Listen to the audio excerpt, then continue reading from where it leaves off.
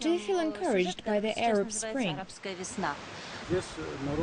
We're watching these developments, of course, but I don't think they will trigger a revolution in Central Asia.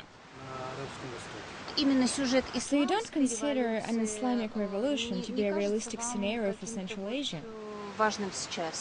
Even if there is a revolution in Central Asia, it will not be Islamic. Islam may be an element within a revolutionary movement, the way it was in Egypt or Tunisia, but this kind of developments definitely won't be purely Islam-driven. How would you explain those American diplomats attending an Islamic party meeting?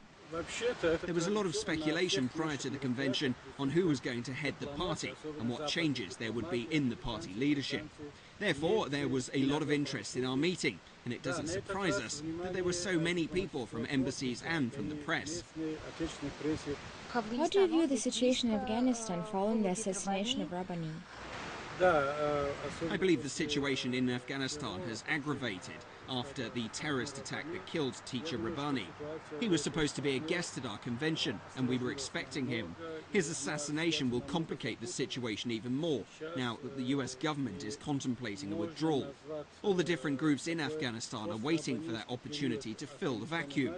I don't know how NATO's military presence has benefited Afghanistan, but I believe their hurried pullout will lead to another military conflict.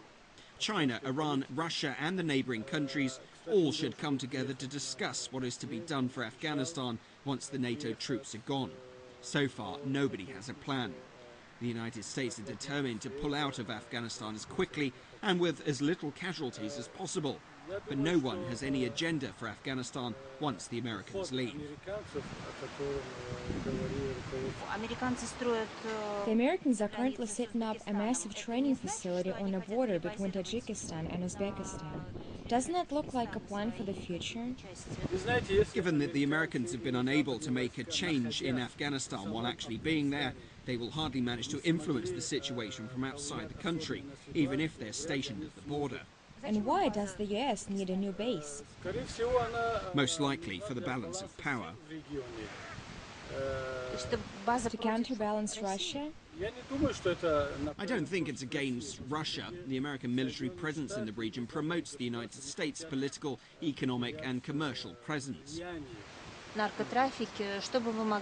is an abundant speculation about a drug trafficking route that starts from Afghanistan and passes through Tajikistan.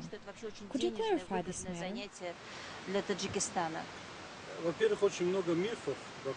There are a lot of myths about drugs in the region, and there's very little information on what's actually going on. But there are two facts that nobody can deny. First, drug trafficking volumes did drop significantly in Afghanistan and Central Asia while the Taliban was in power. Secondly, in the post-Taliban period, drug production increased by several times. As for those involved in drug trafficking and profiting from it, there's been a lot of speculation and rumours, but there are no reliable facts available.